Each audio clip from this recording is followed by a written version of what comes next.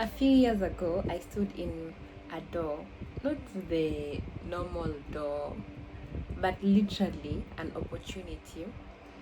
And I had prayed for it, I had talked to God about it. This is something I've been wanting for so long.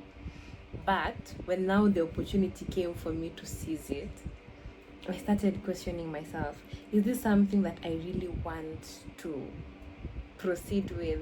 And that was when I was moving out of the country and leaving my family behind. And I know somebody somewhere has gone through that. You have been praying for something, but now when the opportunity comes, you actually start questioning yourself whether it's something that you want to do, to proceed with it or not. But the reason why you are actually feeling that way, and it's something that I experienced, is because this is just something new that you're experiencing. It's just that imbalance that happens when there is the familiarity, the thing that you are normally used to, and then now this new thing that comes in place. That imbalance that happens before the new thing becomes your new normal.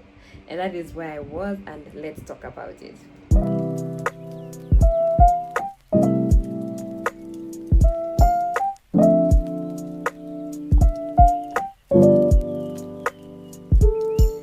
Hello, family. I hope you are all doing well, and welcome yet to another episode of Your Purpose with Edda. Here we have all conversations in relation to purpose and personal development.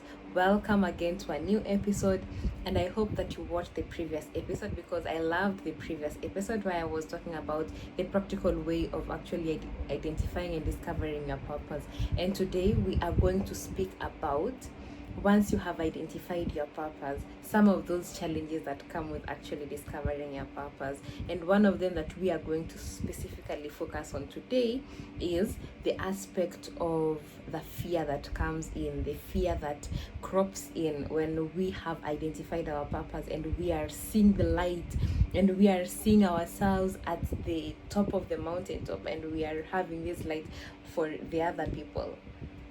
So there is a fear that comes because you are used to maybe being hidden, being in a small group of people. But what happens when you're now told you're going to lead 1,000 people? You're now going at 10,000 people are going to look at your life. Now you'll be in the public, you'll be in the limelight, and you know all these trolls that come with maybe being in the limelight.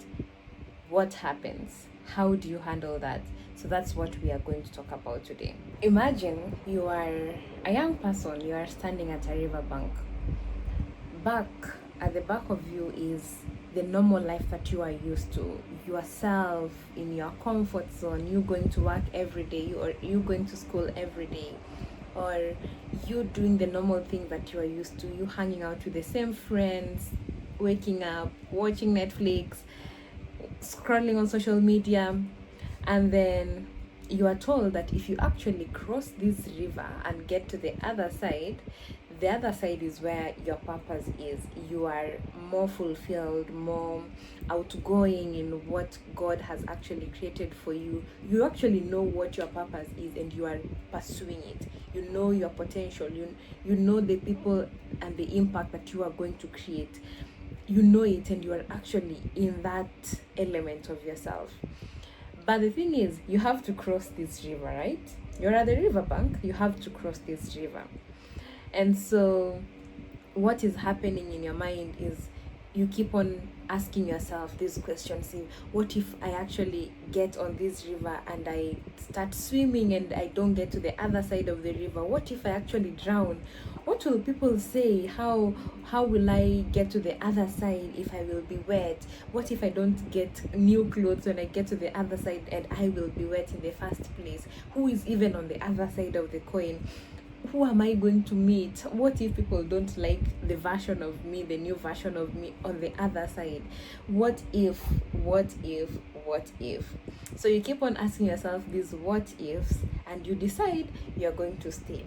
You're going to stay in your comfort zone. You're going to continue with your normal routine. You're going to probably go to church every Sunday and come back home, go meet your friends. And I'm not saying that is a bad lifestyle, but this is the routine that you are used to. And then months go by, years go by, and what you actually realize is that the staying is actually causing you more pain than if you actually jump. And so what do? You decide to jump.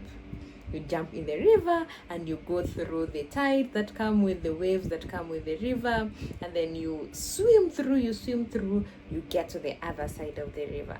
And now that other side of the river is your purpose. You are now in your purpose. The swimming in the river is the fighting, or is the identifying of who you are, is the unlearning of the things that you knew in the first place, the relearning of the new things, finding knowledge of what your new season actually requires you of, having that perseverance and pursuing that thing that you actually think that you are called to do. And once you now get to the other side, you have become this new version of yourself that wasn't before. And that is the exact same thing that happens in this journey about purpose. First of all, you are naive, you don't know what to do, and then you have this an aha moment, this bulb moment where you think and you identify that you are not going to continue life the same way, and you actually decide to jump to the other side. The thing that we are never told is that jumping is a personal conviction. People can push you and tell you to do this and do this. You still have to make that choice by yourself that you are going to push to the other side. And that pushing to the other side is requiring confidence. But this confidence is not something that comes naturally to everybody. It's not something that even as you are in your purpose, that confidence you have to always cultivate it. You have to always cultivate it on a daily basis. And that is where the fear crops in. And because if you're not continually cultivating it, and if you're not continually telling yourself that you are actually in this journey of growth and unlearning and relearning and learning new things, you find that when a new thing comes, when a new challenge comes, you always go back the same cycle of fear, comfort zone, trying to move into your complacency situation instead of trying to move to the other side of actually jumping into the swimming pool or jumping into the river. And that is exactly what happens. And why am I even saying this? It is to tell you that your purpose does not come with the confidence. You see all these people that we know, Barack, Michelle Obama, your heroes, Oprah Winfrey, all those people who have written books, Mel Robbins, all those people, Tony Robbins, all those people, it's not that they just wake up one day and then they realize that, oh, I am this confident person, and so I'm going to just jump in the water and jump in the deep end and jump into doing this. It was a process of trying one new thing, failing, growing, getting the lessons from that failing, and then doing different things. It was this back and forth, associating themselves with people who are actually winning. I remember there is a story of Mel Robbins where she talked about, before she actually started her podcast, she sat down with Jay Shetty and asked Jay Shetty on what actually worked for him, so that he could replicate it on her podcast. And Jay Shetty told her that there is this aspect of actually posting twice a week, and that is what she started doing. So each and every week she would post like twice long form YouTube videos, so that at least she could grow faster. And that is exactly what she did. And with time, you have seen how Mel Robbins has grown to be this best person that we know in terms of the personal development. So podcast. So there is the aspect of networking with the right people, talking to the right people, learning from your experiences, learning from other people's experiences. But it is this back and forth, that now you get to a place where you don't just have the knowledge, but you're also sharing the knowledge with other people, and it is from actually lived experience, and you're now even being called a thought leader. But that confidence, in the first place, the confidence is a continuous thing that you have to continuously practice. And the other thing is that the fact that you know that this is your purpose, that is the thing that will make you stay grounded in whatever that you are doing. That despite you not moving at a very fast pace as you have seen other people, or not growing at a very fast, not having so many people to listen to you, not so many people buying your books, not so many people listening to you, even if it is not at a very fast pace, you know that this is actually the thing that fulfills you, this is the thing that gives you purpose, this is the thing that you know, and you know very well that it is the thing that you want to help other people achieve in their lives. And so once you have that conviction by yourself, and you know that that is your assignment as an individual in this world, then you will not back out very early. Then you will not just leave things at a place where you are supposed to keep on pushing. Maybe you are just closer to the finishing line, but because you pulled out earlier, then now you are not able to get to the finish line because you pulled out earlier. So knowing that this thing that is actually that you are trying for so hard for is actually your assignment, and not just any other random business that you are doing, then it will give you that urge of staying. It will give you that power to stay however long, as much as possible, until you see that the impact is not just to now the 20 people, it is now growing to 40 people, growing to 160 people, growing to millions of people.